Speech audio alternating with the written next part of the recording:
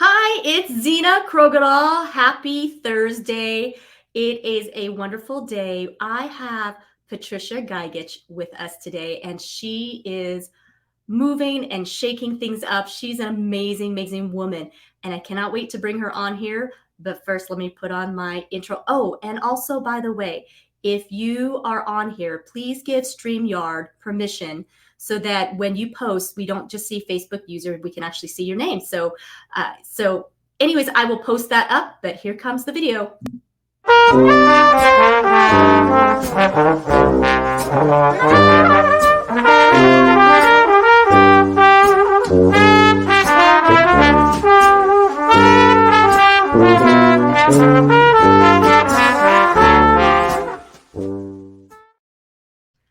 Hi, it's Zena Krogadal, your American Dream Makers host. I have a wonderful woman joining us today. Patricia Gagic is a highly acclaimed figure recognized both nationally and internationally for her exceptional talents and contributions. Hailing from Canada, she is carved with remarkable path as an outstanding communicator, award-winning contemporary artist, author, percussionist, and successful entrepreneur. But her impact extends far beyond these realms. So I am going to bring her on here. You guys, she is fantastic. Hi, Patricia. Hi, Zena. How are you? I'm good. It's sun shining today, and we are going to get some frost on the ground later tonight, but that's okay. So it's Canada. It's Canada. What do you expect, eh? Right. So, you guys, if you are on here, please give StreamYard permission. And that way we can see your comments. And if you are here, also please go ahead and like and share this. Patricia has an amazing message to get out there and share with the world. So, all right, Patricia. Well, without further ado, tell us about yourself. Wow, this is such a great opportunity to talk about things that I'm that person who doesn't really like to talk about me. I'm always, let's help somebody else. But I want to just, your first words, of course, are inspire, impact, and transform. And that hit me just as I was, watching this, because in many ways, my life started off with, my love of art, my love for wanting to draw, wanting to be an artist. And then, the inspiration also came from, my dad, who, he was an accountant, and it was like, you need to go and have a real job because art's never going to pay your bills. and I thought, okay, but I'm going to transform and make a little bit of an impact. And so at the, ripe old age of 25, I actually made my way up the ivory tower, and I became a bank manager. And at the age of 25, so it was something that wasn't done, and that's back in the 70s. So I felt the inclination to continue doing my art, and so I did both. So I had a career as a banker, and then I also had a career working as an artist. And I was laughing because not too long ago, somebody asked me about your first sale. And my first sale was actually in Regina, Saskatchewan. And it was, work went into a gallery, and they paid me $5. It was $5 and I hope whoever owns one of them realizes that they made a good deal. So that was a trigger for me to have my world extend beyond just art. And so being in business. Also became an entrepreneur, which was interesting, a property manager after my banking days. I started a management company and did some project management, building and leasing medical buildings. And for a little while, I also tackled retirement home ownership. So built and converted a building into a retirement facility. And but everything has always progressed with art, where I've wanted to become, having that as an expression of who I am. Yeah. That's amazing that you were at the age of 25 already taken up a huge leadership role. And like you said, and even not just that, but that being a woman and a young woman taking on that role, that's huge. I felt the The challenge for me was I didn't have a university education. That didn't happen. My early story, you know, it's interesting. I was basically forced to get a job in many ways, and when my first time, literally, to begin to have like a legit job was working as a teller at the bank. And I remember walking in and looking at the bank manager who was wearing his, white shirt and his little red tie and dark suit. And I thought, wow, I should be sitting in that office. I can do what he's doing. So I literally tackled learning every position there was in the branch. So never mind that I was just doing the teller work. Back in the day, we actually had cards and we had to hand write the actual cards. And then that's how they got posted. And so I learned the DDA desk. I learned all the international currency transactions. Then I got into learning about the administration side of the bank. Decided after that this was my move. And I was recognized by, thank goodness, human resources saw that I wanted, to excel. And I was proficient at it. So I moved up that ladder, the corporate ladder, and got into lending and into, the personal loan department, and then eventually into the commercial, and they sent me away and I took some courses, Institute of Canadian Banker courses. So I started to, align myself with what that potential would be. And I think, once you've been in that headspace, my goal was to say, and I did say it out loud, I want to be one of the first female bank managers and youngest. I mean, there were other women, of course, who were in the banking industry, but at that time, I think it was the Manitoba, Saskatchewan district. I was actually, considered to be one of the youngest females that they had put behind, the office doors. Yeah. Yeah, that's pretty awesome experience. And I find it very interesting that you're working with a lot of numbers and doing a lot of those things, but yet your passion is art. Yeah. I really super left side, right side. I'm Libra with a Virgo rising, if anybody's into that kind of astrology. So focus, clarity on so many levels. But I felt, writing poetry was always appealing for me. I had so many different experiences. I really, actually, it culminated in going back a little bit because we have a mutual friend who happens to be Craig Duswalt. And Craig was a huge inspiration for me, even as old as I am. Going back about 13, 14 years ago, I was invited to attend one of his, first boot camps, and I was one of the first people in his mastermind. But the amount and the quality of people that he was bringing showed me that there was much, much more that I had to learn and much more that I really needed to focus on. And one of those became writing a book. And I think, his program, which is, how to write a book in 30 days, I took that challenge. And so the first book that I actually wrote was Karmic Alibi, Gaining Expedient Wisdom by Leaving Your Excuses Behind. And in that book, I write about some of the challenges that I've had, also some of the good things that, I've experienced. But more so, I also felt that there are lessons to be learned, and huge parts of them we keep hidden, or we're afraid. Fear's not my currency, but definitely it plays a hand in some decision making. But I think associating yourself, aligning yourself with people who are motivated and feel that they can offer you something better, which Craig and the army of Craig around him. And currently he's working with Ken Walls, James Barber.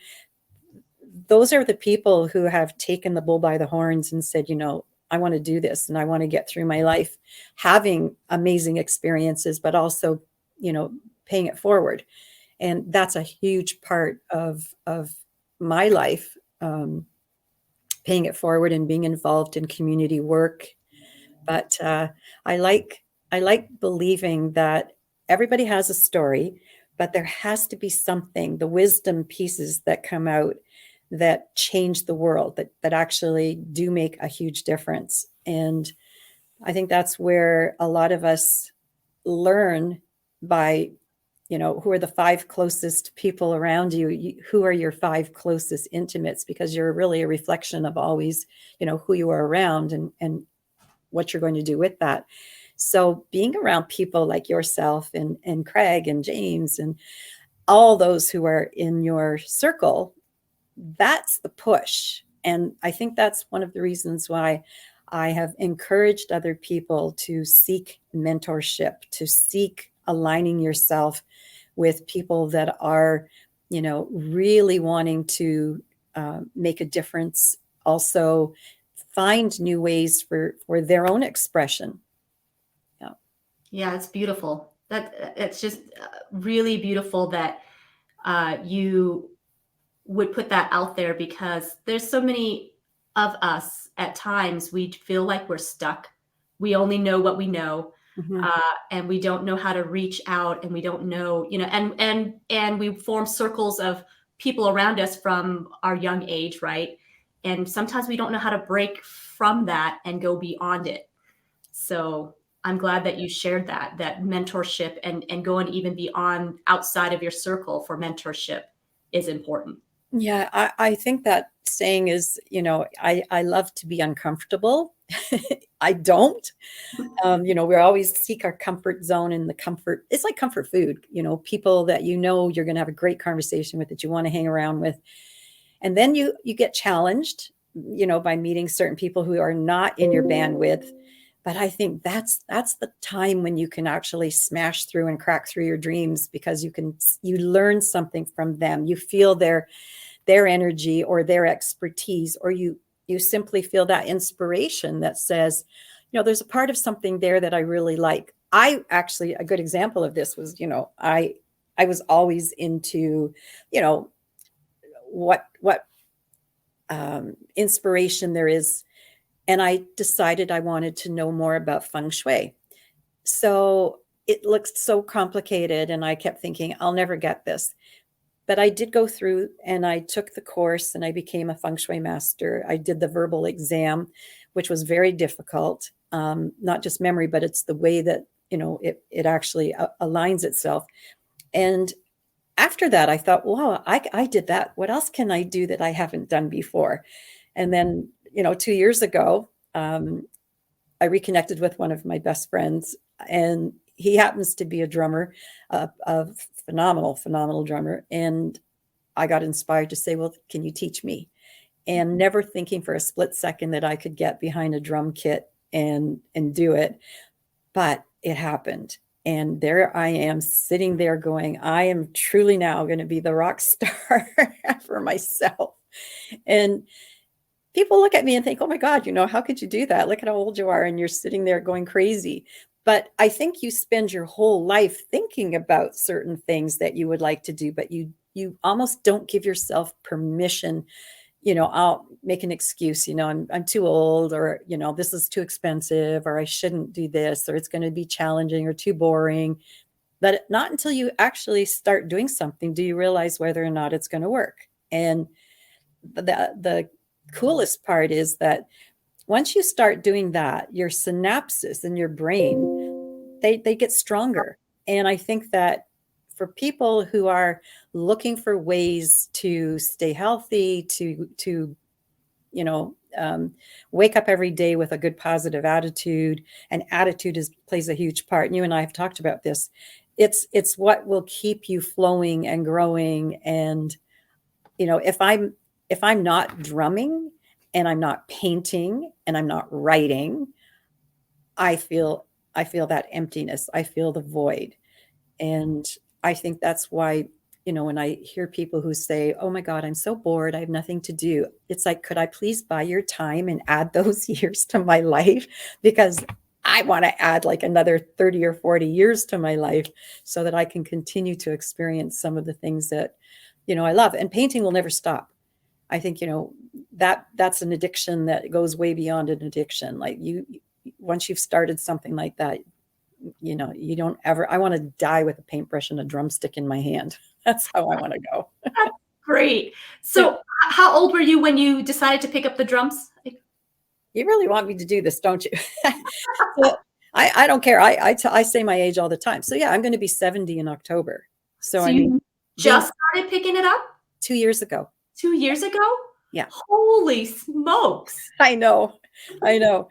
Now I will never be playing with a rock band, even though, I can sit there with the music going on. My super love right now though, and I love music so much. I mean, that's a huge part of, my world. But I've been also obsessed with Thredge, and that's Ryan Duswalt's. He's the drummer. That's Craig's son, and I've been painting to a lot of their music.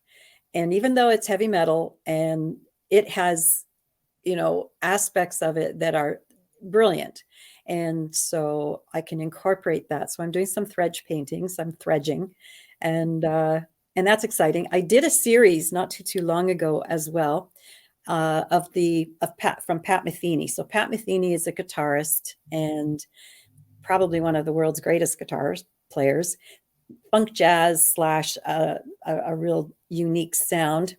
And he produced an album called Side Eye NYC, and there was a song on there called Lodger. I became so obsessed with that song that I started painting an entire series of paintings to his music and to Lodger, and then had the privilege of actually hearing him perform in Toronto. And that was just pretty exciting. So music plays a huge part. So, Yeah. so I'm curious. Okay. My mind does not go towards artistic. I love art, but I myself am not geared to that. So I'm curious, what is it that when you hear a piece of music or you see something, what is it that triggers you inside to want to paint and express it that way? I'm just curious what the mechanism is or what goes on. That's a hard question to answer. In many ways, okay, so I've been a meditator. I've been that's my path, my practice for years and years and years. And there's a calmness that exists inside of our mind. And I mean, for a lot of people, it's very, very difficult to slow the thinking process down, just stopping and absorbing and having emptiness.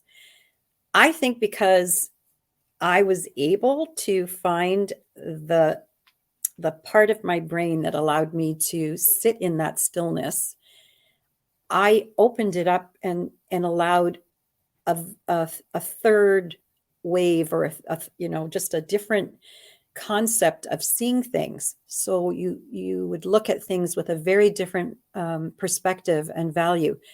There's also, I think, something inside of us, the DNA, that must go back generations and generations, that if you allow yourself or give yourself permission to do something, like what I do with my Karmic Art Academy, Karmic Art Experience, and that's, your brain is a slate of clarity. It's empty, tabula rasa. There's nothing there, but yet you bring thoughts in. What are you experiencing is actually a recurrence of what already exists in you. And yet it's not a struggle. It's a practice of being able to feel fully without complete attention to anything else that's going on around you, where you completely go into a state of absorption of experience. So you are very, very, very in the moment. And the music is a catalyst because it's all vibration, and we are vibration. We are cellular vibration. And when you give yourself that experience and you continue to do it, because the only way you can master anything is to do it repetitively. When you continue to practice and practice and practice, you get good at something. And I think that my interpretation of feeling and emotion becomes revealed through the art. So, I have painted a painting that I can remember the exact moment, where I had an exhibition It was actually at the Coda Gallery on Broome Street in New York. Now that gallery is not there anymore, but a gentleman walked in, looked up at a painting, and it brought tears to him. It was just emotion. And he came running to the owner of the gallery and said, "I want to meet the artist." And she said, "Well, she's just over there." So we talked. He grabbed my hand and he said to me, "I don't know who you are, but I don't know how you can see what's inside of me." And I looked at him and I thought, okay. And it was a stretch of something. Now, of course, painting and when you're looking at imagery, it's also a factor of design, but there's also the colors, and the colors are always about emotion. And the combination of colors from a palette, which are so specific, can in fact, be available to you if you know how to use them, but also expressing yourself with them. So I do know that there are going to be triggers for people. Look, I'm triggered when I look at, artwork. I either immediately it can, be repulsive. I might not like it, or I'm going to be so attracted to it. And I think, what is it that I'm seeing? And I always go into it. Like, I studied the art of Zhao Qi. He's he's a Chinese artist he's passed now. Very, very, very famous man who grew through his experiences using not just the techniques of Chinese painting, which is very structured and very, very important, but he mastered that. But then the expression of himself became so important to him that he moved into abstraction, which, going back to, the 40s and 50s, that was just being, dabbled with. And he, being Chinese, was also very unique. But his ability to combine the things that he felt with the colors of the paint and also with the structure hit me like unbelievable. Like, that became like the same experience that gentleman had looking at my work I have when I look at a Zhao Qi piece, because to me, I'm that. I feel it. I know the motion. I feel the emotion. I can look at the structure, and somehow it resonates with my cellular structure, where I just feel that I could jump in it and I am it. So when I'm painting, I also have that feeling of I'm expressing something that is etheric. Not necessarily will people ever be able to identify it. Now, some of my work looks very landscape because of the structure, the tri-structure, land, sea, air, water, but not so, because there will always be an interpretation from yourself where, oh, I see an animal in there, or I see a rock in there, or I see something, because we have the tendency to do what they like when you're looking at the sky and you start scrying, or you squint your eyes and you say, oh, I see a lamb, and I see a ship floating across, or I see a giraffe in the sky. So we're always seeking to find something in something. And I think art reveals the stories. So that is interesting. So that would explain a little bit of why each person that can, because I see these things come across Facebook. What's the first thing you see? Right. Or what color sticks out to you? And so I'm hearing what you're saying is that whatever that person, so there's no right or wrong answer, obviously, because it's whatever that person is seeing or feeling or whatever. But it reveals something inside of them, what they are drawn to. Yeah, it's not easy. It's complicated. I mean, there's a French artist, his name is Bellafleur, and also abstract. And I became really obsessed with, his work too. I love the work of Jackson Pollock. There's so many artists. And what is it about that work? Go again to Gustav Klimt, the Lovers. There's this beautiful way that the image reveals itself that is not like a photograph. You feel the intention of the artist was to take us to a place that's quite different and quite unique. So, a while back, I completed, this was another part of, the journey. I went to the University of Toronto and decided that I wanted to become a certified meditation specialist. They were offering a program on mindfulness and transformative mindfulness and applied mindfulness. A lot of psychologists and social workers and therapists were taking the course. And I thought, well, I'm going to do this too. So I took 2 of those courses, 2 back to back. So I did the 2 3-year programs in the same 3 years. And I think I learned so much about myself that I never paid attention to. I didn't think about how the past and things that had happened to me were actually impacting me in my decision making about what to do, and also impacting my work. What am I painting? So after completing, all of that, I realized that there was a lesson for me. I needed to actually also help other people. In addition to doing the things I do, art is an art therapy, but I really don't like the idea of art being therapy. I feel the other side of it is, so many people say, and lots of people say to me, oh my gosh, you're so talented. I don't know how to even make a stick man. And in my brain, that tells me that they've already thought about it. The simple fact that you can say you've thought about it means that there's something creative inside of you. And I want people to expand that. I want them to learn how to be generous to themselves. So I started this thing called the Karmic Art Experience, because the karma is obviously that which you need to produce. And then the art experience is really part of, again, me sitting down. You have an empty canvas, you have some paint, which I've given you. And then we go through not the instruction of, we're going to paint a background and we're going to put a fish in there or a flower. I insist that you listen to certain pieces of music that I've chosen. And then from there, I ask people seriously deep questions, sometimes shocking, but immediately it triggers an emotion in them. And that's where we then have the fuel, where we can then start, and then they produce a painting. And after, it's about 3 to 4 hours.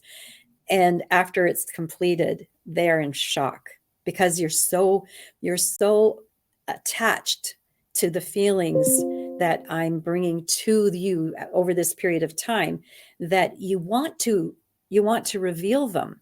Everybody wants to tell their story. Art is another way of storytelling, and it's just a little bit more hidden. There's, unless you're, painting some seriously violent acts or something, and then you know what that is, Guernica, whatever. But we have an ability to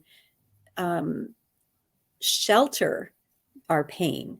And I think that when you can find new ways of expression, you release your attachment to your suffering. And I think the cessation of suffering can happen if you give yourself an opportunity. Now, I have not yet had anybody who's done the program with me ever tell me they hated it. If anything, I've had people say it was so dark, it was so challenging, and yet it gave them something that they had not expected that was within them. And that all by itself is just like taking a can opener off on a can of tuna and just taking off the lid, and all of a sudden you've got something there, and it's food. And it's food for the brain. It's food for you to, believe in yourself a little bit differently. So I love feeling that people can walk away with something. One thing that's really super important, and that's humility. And I think when you have an expectation, first of all, of yourself, and it's built around maybe a pure egoic sense where, you just feel, and that the only way that happens is if you separate yourself from others, where I'm better than you are. That fuels a lot of people to want to do better, but also the competitive nature in there. I feel sometimes that if you can have a partner, which is a canvas, and your tools are the paint, and you bring your humility to it, where you were revealing only to yourself and the intimacy with that canvas, your full expression of yourself, that's raw. And that's going to help you. I do know people who have pretty measured egos, and like to light up the room, but the light in the room, even if we go to Tim's story, or anyone, the light in the room is you. When you walk in the room, Gloria, when you walk in that room, you are the person. So why not walk into the room with you and your canvas, who can't talk back to you? It's you can wash it out, you can put it on there, and you can take it out as well. But it's the essence of yourself, and that, to me, all by itself is a true perfection of experience. It's like playing your instrument. If I'm drumming and I don't do well, I don't really care, because A, I'm drumming, and B, I'm the one listening to it. So I'm in an intimate relationship with my instrument. But people are nervous about doing things like this. And so my claim to fame here is, if you can think it, you can do it. Yeah. That's amazing. Just amazing. And I love how you've articulated all of that so well. Explaining, what goes on and how to really dig it out of people, to have that healing. And it sounds like that's what your goal is to allow people to lay it all out in a non-threatening way, because it's just between them and the canvas, no judgment. Mm-mm. And then they can deal with it, whatever is on that canvas. So while they're in the process, they forget where they are. Because you're intimate with just what's in front of you, and the world, a lot of people are really smart and have this sense of accomplishment for themselves. And it's the challenge of, can you be comfortable being uncomfortable? And when you find out that it wasn't so uncomfortable, that you actually could do something that made a difference to you, it triggers that joy. It triggers that sense of happiness. And I think we all deep down, are searching through, family, relationships, friends, food, alcohol, drugs, whatever it is. We're all seeking to find that little moment where you can flirt with, oh, that felt good. There's my happy dance. There's the place where I feel that, I want to go back there. So for many, many reasons, I think that trying something new, or sitting down and doing, what is it? Spontaneous writing. There's a course that I had taken, and it was, the whole thing was based on spontaneous writing, where they gave you like 3 or 4 words, and then you had to come up with, you sat for 15 or 20 minutes and you had to just create a story. And then everyone gets up and tells the story, and you all were given the same 4 words, and yet all the entire room went into a completely different direction. Nobody's stories were the same. And that's because our brains are wired with the memory and the information that's in them. Then you add the creative to it. Well, I'm going to embellish it. I'm going to change the storyline a little bit, and I'm going to fuel it with this or that. And I think that's the same thing when you're doing music. You can create, you add a beat, you change the beat. Painting, you change the color, you change the tool that you're using.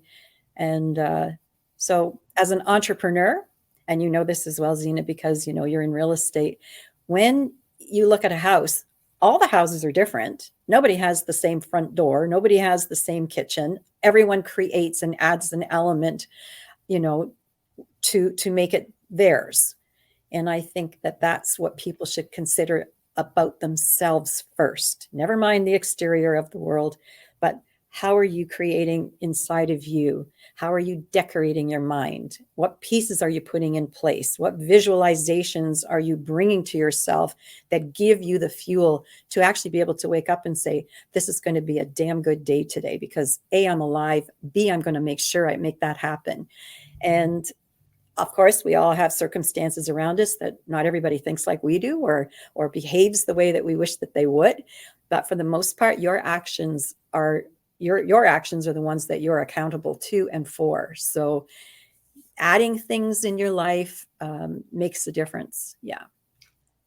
I love how you can just explain it in such a manner that is understandable, because many of the artists that I've have talked to and asked, and they're deep, it's almost like they express it in a way that it's so far above my, I feel like I just can't grasp exactly what they're saying. It's abstract or something. There's something, because I'm not there with them. I don't exactly understand. I guess it's kind of like, the example would be, it's like when you go to a physician and a specialist and they start talking in medical terms, right? Right. Yeah. Instead of layman's terms. And so you're like, what did you just say? And so that's how I am with many of the artists that I have met. But I love that you bring it down to a very understandable level, and you break it down to really understand the depths of it all. So I thank you so much for that, because that is very eye-opening and enlightening in that manner, because I've never had those things explained that way. So when you talk about that, and so you can listen to Thredge when you're thredging, Mhm. you're picking up pieces of the song, whether you're listening to the drum line or you're listening to the guitar or whatever it is. And so you're able to really just get into that moment and feel it. Is that what's happening when you're painting their pieces?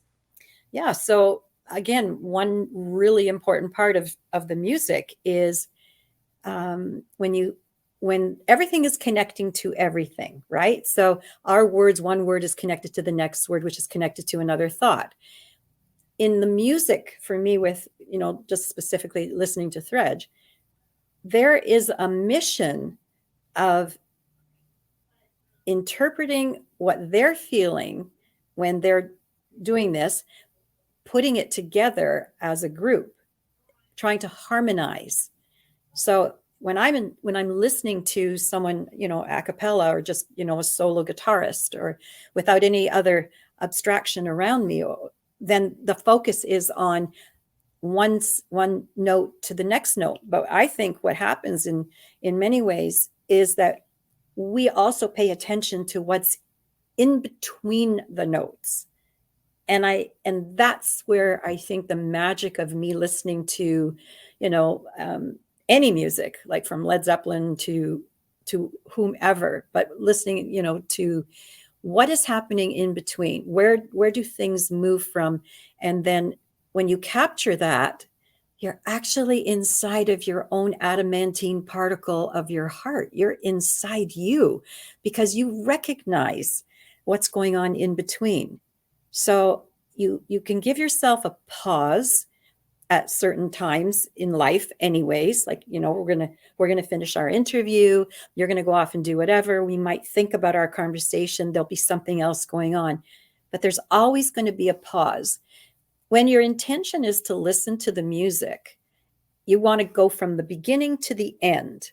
So you're allowing yourself to have usually 3 minutes. If we just go on an average song, is 3 minutes. What you do, though, during those 3 minutes is you're focusing on, do you like the high notes? Do you like the low notes? Do you like what's going on in between? Do you like the person's voice? What are the words that are being used? What is the impact of that? Because sometimes there are things that are going on in a piece of music that bring you to tears. Um, one huge part of my life was meeting my mentor in France, Monsieur Dragan Dragic.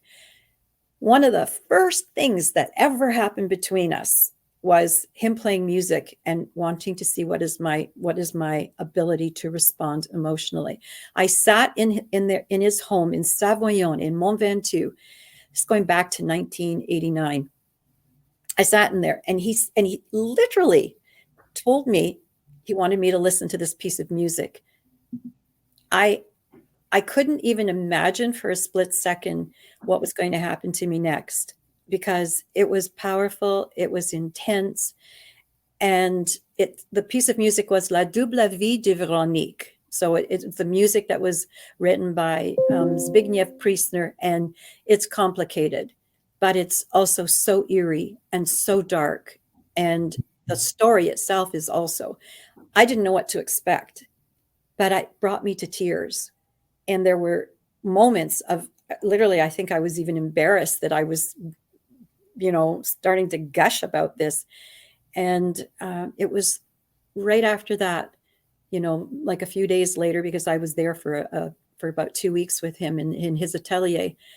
And he said to me, he said, I knew that you would truly be true to yourself, first of all, when I knew that you would cry listening to music.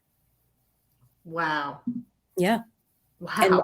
I'm almost in tears now thinking about it, because you cannot, I mean, artist to artist, I mean, he's a master artist. I'm beyond grateful in my life that I had the experience, and I still have this unbelievable relationship with him. But to have been taught from scratch, nothing. He basically said to me when I walked in the first time, you know nothing. You know nothing. Don't even come here and try and explain anything to me.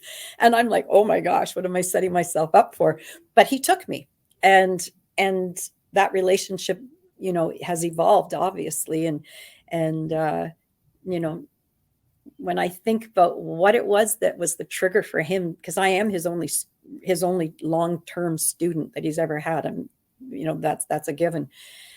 But it was the basis of what would I do when he played La Double Vie de Véronique in front of me, and I that to him was everything. It was, this girl actually has feelings and she can interpret them. I will teach her how to interpret those feelings.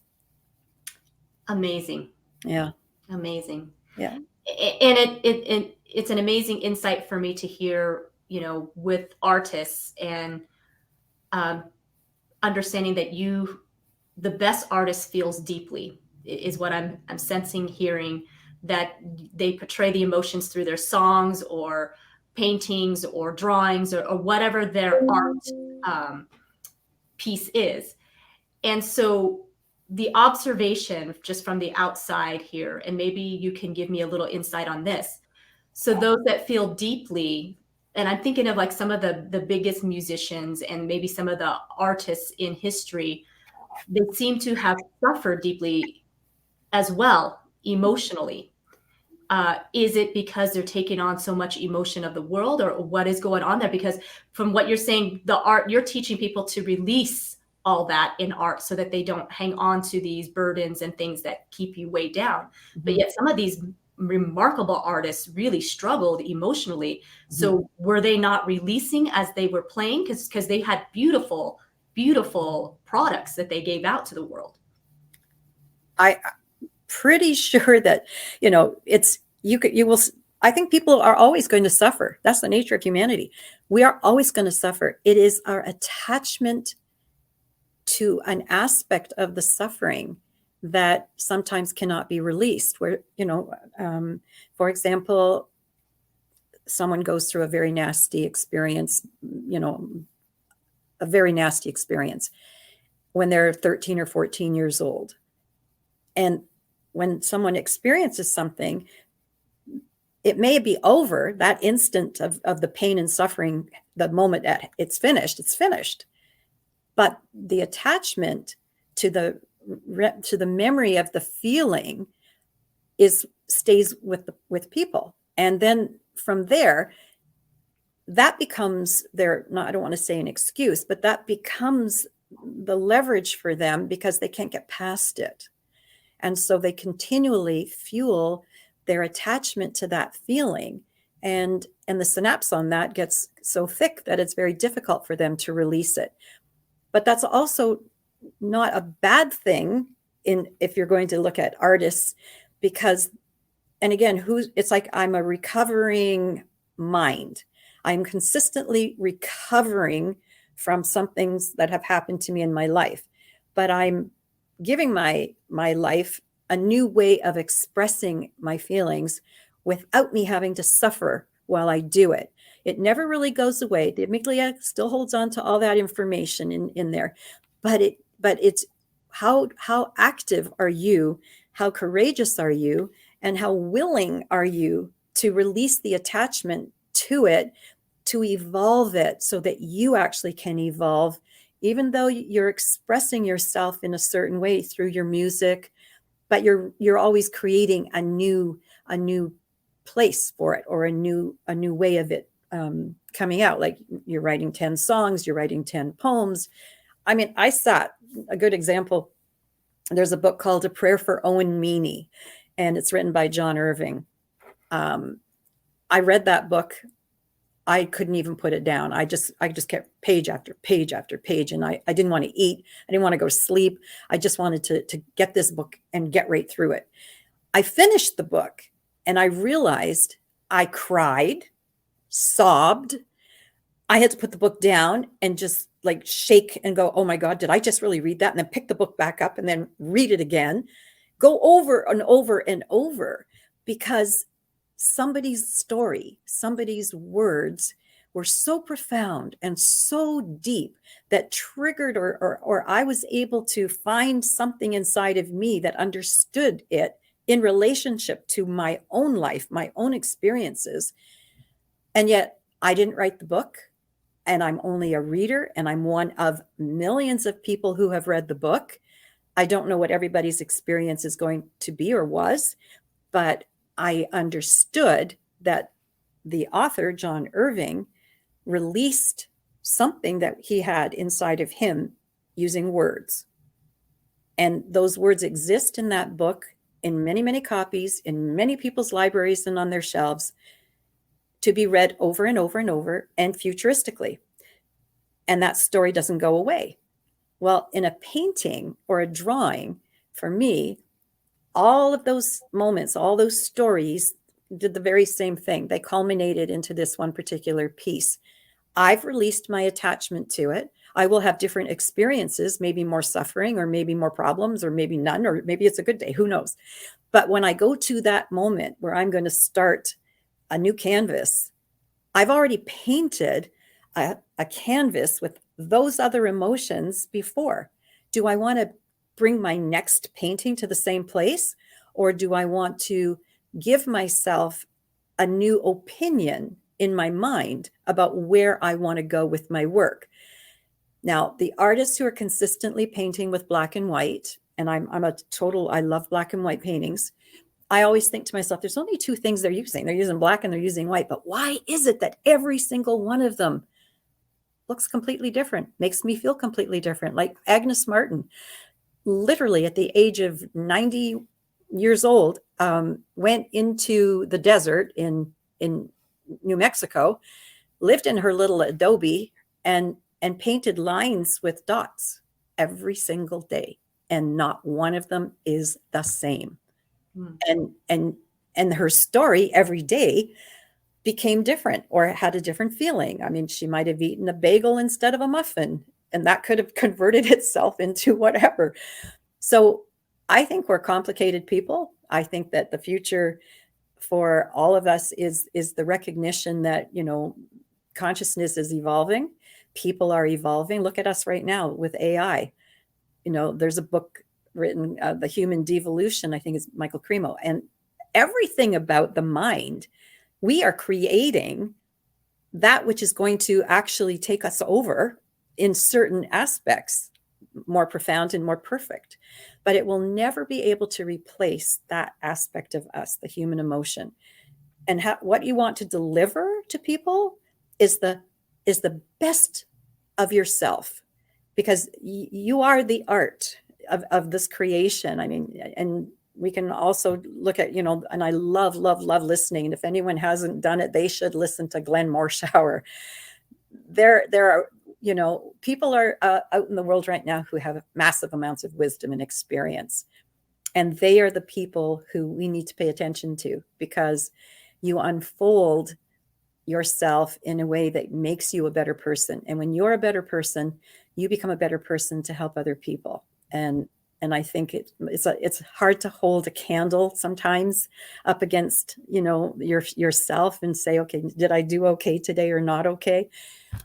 The only person who's going to be able to judge that is you. But everything else around us is impacted because of how we show up.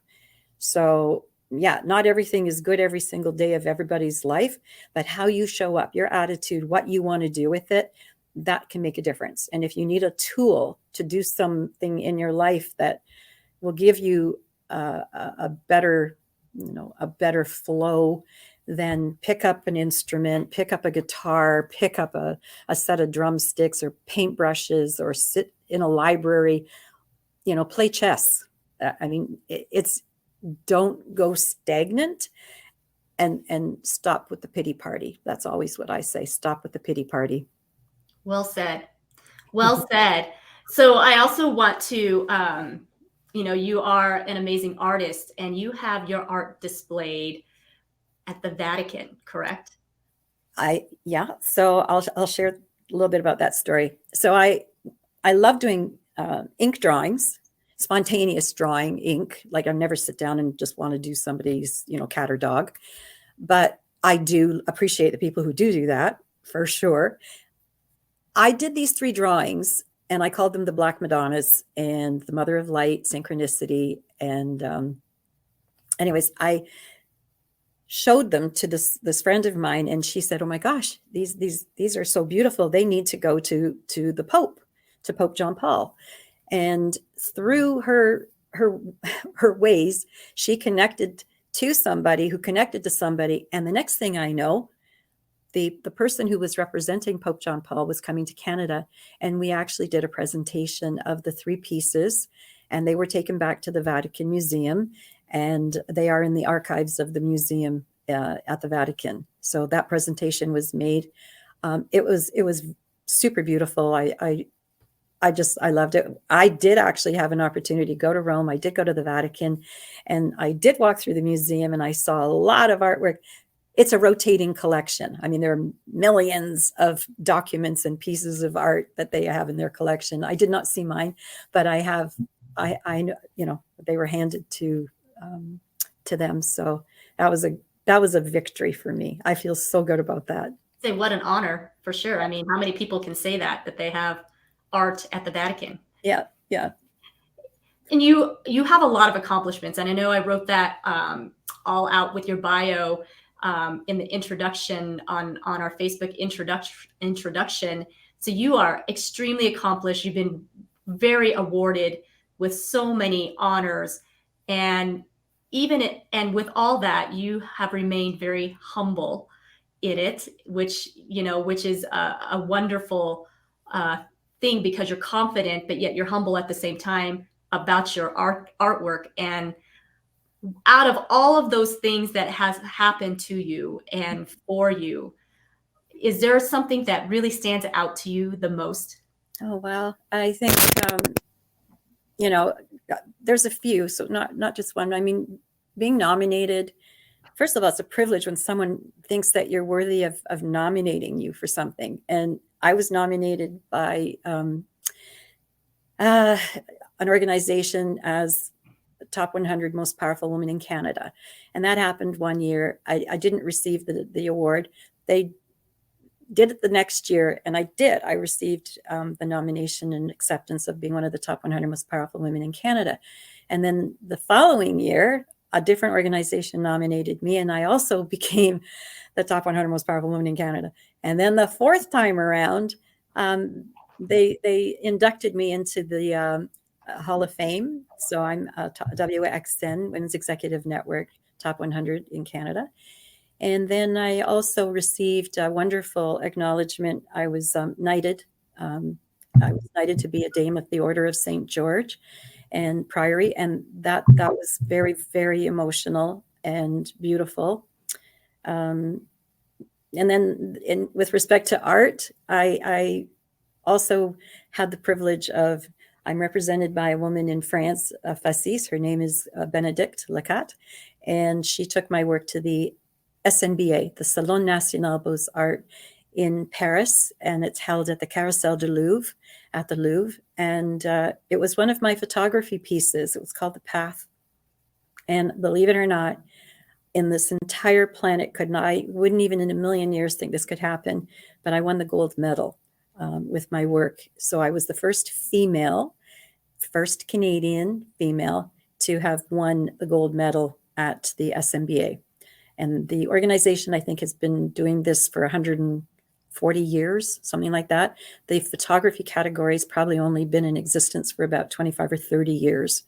But so to me, that having my work hanging, in the Louvre, and the location of the area where my work was, if I went directly up above, there was some pretty fantastic work up there. So, you take a breath and you think about all the masters in the world, and there you are alive, and you have something that's hanging in there, but you also received an award over and above everybody. And that the crazy thing is that, in this world, if you think about all the different countries, like, Japan, whatnot, there are 40,000 entries, 40,000 images, and those judges ruled it down and down and down, and then they picked mine. So, so yeah, that was a highlight for sure, sir. Absolute highlight. Well, congratulations to you and all of that. It's very well deserved, and you are amazing. And with all of that, you still want to give back. And so tell us a little bit about, what you've been doing. I know you've been doing a lot in Cambodia. Yeah. Yeah. So tell us a little bit about that. Okay. So in 2000, well, of course, I've been involved with Free the Children, and prior to them becoming, We Charity, etc., which has all changed. But I have been involved in multiple organizations. Also, in 2006, a friend of mine went to Thailand and then went to Cambodia and called me, and there was a cement slab that was poured in this little tiny South Pagoda in Angkor Wat in Siem Reap. And she spoke to the monk, and they said that, they were, because of what happened during the time of the Khmer Rouge and Pol Pot, they wanted to build a library because the Buddhist teachings and all the books and the Cambodian folklore, everything was destroyed. It was a complete genocide in Cambodia. And so a lot of the monks had buried whatever reeds, like the long written, they would write on these reeds, the teachings, and before they burned all the books, because the Pol Pot regime burned all of the books. And now Master Kawan felt that it was time that if they could take these out from under the stupas where they were buried underground, they would have to rewrite them. And UNESCO was starting to make a lot of changes in Siem Reap and Angkor Wat, and felt that, really and truly the South Pagoda was an eyesore. And it really was. So I had the fortunate of getting the phone call from my friend Kathy, and she said, I need $5,000. And I said, what, somebody stole your purse, your money? She said, no, you're building a library. And that's how it started. And then the following year, 2007, I went to Cambodia. I met Master Kawan. I saw the library. I was one participant in completing the library. And but I saw what was going on around them. And they had a little school orphanage for the poor children. And so it became a love affair, and I fell in love with Cambodia. I fell in love with these children, and I continued to do what I could do. We built a school for the monks, and then we have the school for the children. We built kitchens, bathrooms, showers, and then there was another area called Buyang Miala, which was landmines. It had finally been cleared, and they had 50 some odd children that had never even seen a book. And so we went in there and built an innovation house, myself, and we all participated. And then after that, the gentleman who I was the interpreter, his name was Sotani Pyung, Tani came to me and he said, I'm going to go to Village Rameus, and I really want to do something cool. I want to have a little school there. And I thought, okay. So we did. We converted part of his little house into a computer lab, and we sent the money so they could buy computers and printers. And then every single day we have children that come around 6 o'clock in the morning. We give them breakfast. And then we start our classes. We talk about all the things that regular school doesn't give them. So we learn about banking. They know how to have a piggy bank. We teach them how to speak Chinese, like different languages. We do some creative writing and just alternative things in life. Like about a month ago, we had a modeling show, like a runway show, so they could learn how to pose and how to, so I want them to have confidence. I want them to learn skills that, they might not normally get. So we also then bought a little parcel of land near there, and we have a mango tree farm. So we are now getting them to, become environmentally aware. And so, so that's my whole world has been involved with that. And also I'm on the board of the Sir Edmund Hillary Foundation. So we have a school and a hospital in Nepal outside of Kathmandu in Flapo. And that's another super huge passion is, these children that are in these extreme and remote areas are finally receiving, science and education that they wouldn't normally get. So I'm pretty stoked about those two organizations. We all can't change the world and do everything, but do something. I always say to people, just do something, like in your local community. Like I was involved with junior achievement in the YWCA for years and years. So you have to find a way to create the environment so you can wake up and feel like you've made a difference. And even if it's only for one person, that's huge. It just is huge. It is huge. Yes. Yeah. Well, that is well said and very good advice, because there's billions of us in the world. So if we all do something, it could really change the trajectory of many things, right? And change our hearts too. When we're serving other people, it really changes us on the inside.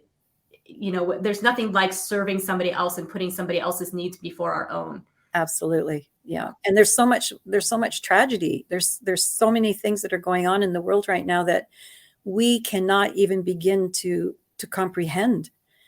And so the positivity, the circle of light, the energy that we can exude actually does dampen the darkness around us. So, look at Nick Lowry going to Ukraine, wow, just keep serving and serving. And that's how we change the world. Yeah. Change begins with us, ourselves. Yeah. So Patricia, so people want to get a hold of Patricia. It's patriciagagic.com. Now you also had on your name, you had Lotus 97.7. What does that mean? So Lotus 97.7, I'm Lotus 97.7 is my collaborator, my drum instructor and painter, my friend Greg DiFrancesco. And so we collaborated doing paintings together and, we were originally going to be looking at doing NFTs and actually creating video painting to music, but also using the drumsticks and drumming with paint on the canvases. So we have done that as well. So right now we are working on our Thredge paintings and hopefully a few new other things happening. Yeah. Oh, I don't doubt that there's a lot of things probably. You've got a lot of things in the works. So very exciting for you. Very exciting. I really enjoyed this time with you, Patricia, and really enjoyed you giving us so much insight into the artistic world and how you create and how wonderful you are contributing to this world. So I thank you so much for all that you have done and continue to do. And I look forward to the future and I'm so glad to know you. I'm so glad that you are part of my life now. Yes. And so awesome that you are in my circle now. So it's pretty awesome. You and mine. So I'm going to say goodbye for now, because I know you obviously are a very, very busy gal. So I don't want to take more time out of your way. But you guys, when you watch this on the replay or definitely share this out. What an amazing woman Patricia is. And she is so humble about it. And that she wants to really enrich other people's lives. So please get the message out. And let's change the world one artist at a time. That's it. Thank you. We'll say goodbye for now. Okay. Bye, Zena. Thank you again, you guys, for joining today. Oh, so amazing. So amazing. So full of wonderful things. And you guys, stay tuned. I actually have another guest coming on a little bit later. Very special guest. Patricia did name him Nick Lowry, and he has done a lot of amazing things as well. So today is just a great day to listen to people who just give of themselves fully. But for now, I'm going to say goodbye. So have a blessed blessed day, and we'll see you soon.